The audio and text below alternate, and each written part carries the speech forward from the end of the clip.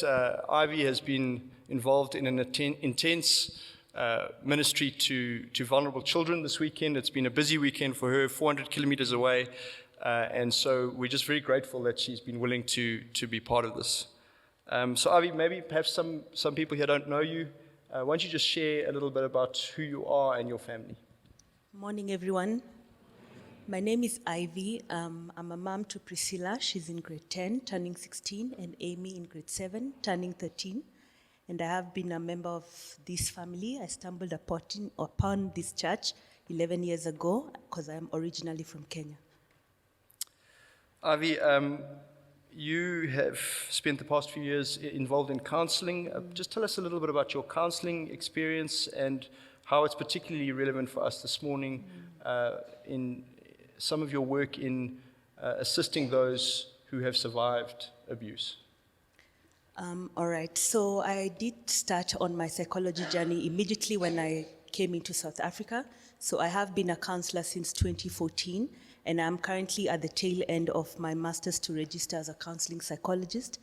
So I have been involved in counseling, both here at the church and in Midrand as an area, and as well within the environments of the universities, that is UJ, WITS, and UNISA, in their counseling departments. So that is seeing both staff, public, and students as well. And in that work, in our conversation prior to this, you were sharing with me how it's striking just how many of the women who come to you have abuse as part of their stories. And so what we really want to try and understand this morning is what do they go through? What does it feel like? What are the things they experience? Yes, I think so. The saddest part about all this is that even in the current spate that we are going through, the violence, and like Roydon said, the very sad story of Uyinene, the statistics don't lie. So even in the last couple of years when I've been counseling, the truth is for every woman who comes in for counseling, abuse in most cases, for almost all of them, is part of the story. So it's actually a very real statistic. It's a real thing. And so... The impacts, what is it that they struggle with? What are the kinds of emotions that surface, the practical problems? Why don't you share some of that? All right, so I think one of the hardest parts when you're counseling people who've been abused is that they're both struggling with abuse and trauma. So in that sense, one of the biggest things that you have got to establish is safety and security, because that is the thing that has been completely shattered. So abuse in itself is an issue of control and power. So obviously the people who've experienced abuse, it's with somebody either who's got the control or the power.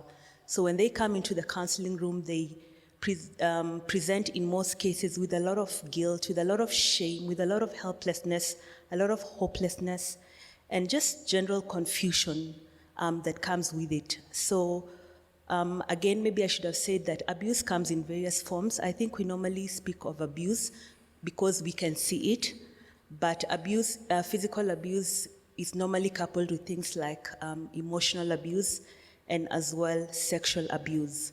So in most cases, like the abuse kind of like feeds into one another at different levels. So for most of the women who come for counseling because of abuse, you've got to negotiate that. And because it's a very subjective experience, one of the key things that we've got to be able to do is to really sit with them, really, really hear their story.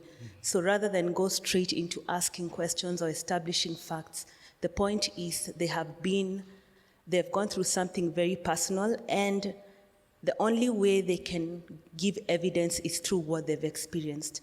So I think because that is really been invalidated, and like I mentioned, because the first place that they should go is the police station, already their story in most cases unfortunately gets trashed there. So they are told either they are ridiculed or laughed at, or the story is cast doubt upon. So in counseling, there's just so many, especially on an emotional level, that you've got to negotiate and try and really be there with the person and really, have compassion, really help them to process all the emotions. And of course, it also compounds into their functioning.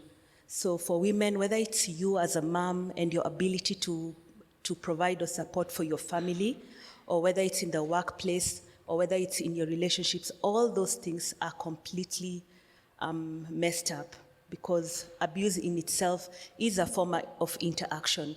Somebody has done something to you, so any other form of interaction therefore gets completely, like, it's against that background. Yes. And so the abuse does something like something as intense as paralyzing a woman in her ability, her natural ability to love and care for her children. She'd be paralyzed in that because of the abuse, dealing with that trauma. Do you want to just share a bit more about how it affects relationships in general? Yeah, so again, like I say, abuse is something where there was some form of interaction. So that means that there was a person who was the one who the abuse happened to, and there was the perpetrator, and there was the context, which in itself, that is the nature of relationships. You've got to have people and a context. And so again, that, that as well is like I said, is completely shattered, and the person is broken in and out of themselves. And so actually the ones who even are able to come for counseling are the ones who are, I don't know, by God's grace, brave enough to come, because there's even stigma attached to abuse. So in a sense, even the statistics, you can imagine, it's not, there's a huge percentage that is left out.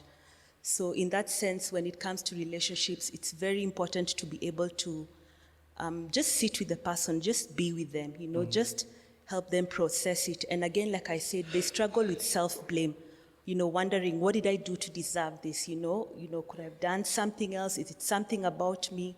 So it's really a lot of, trauma that's going on. And it's very important that whatever you say in relationships, that we are careful with our words. So saying things like, what did you do? Or, so yes. So relationships therefore become very difficult to navigate, and some people actually go into isolation. And for those who even survive, sometimes you find that the idea of suicide comes into mind because it's too much to process. So yeah.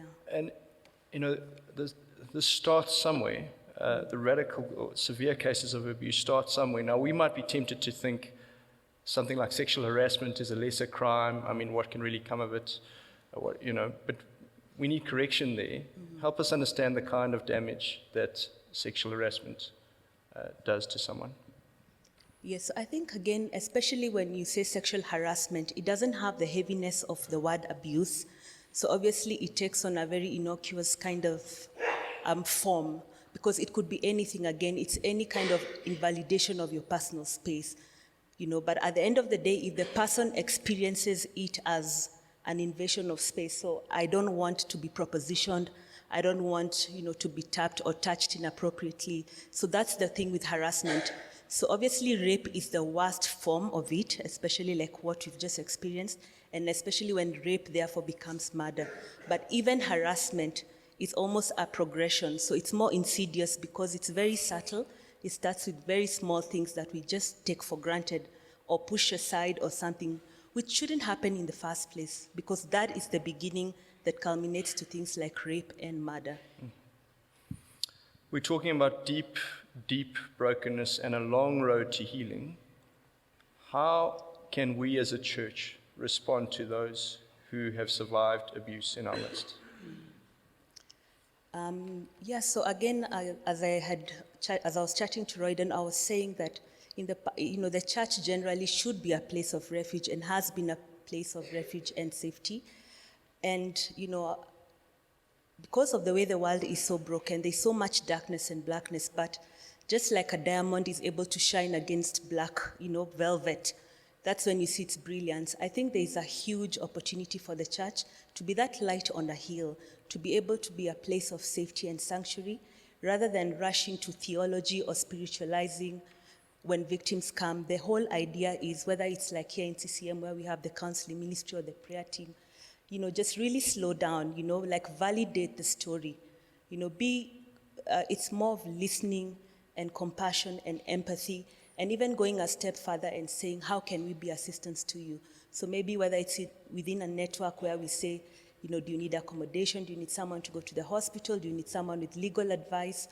I think the church has that, amazing opportunity to be that light, to shine the brilliance where there's so much helplessness going around.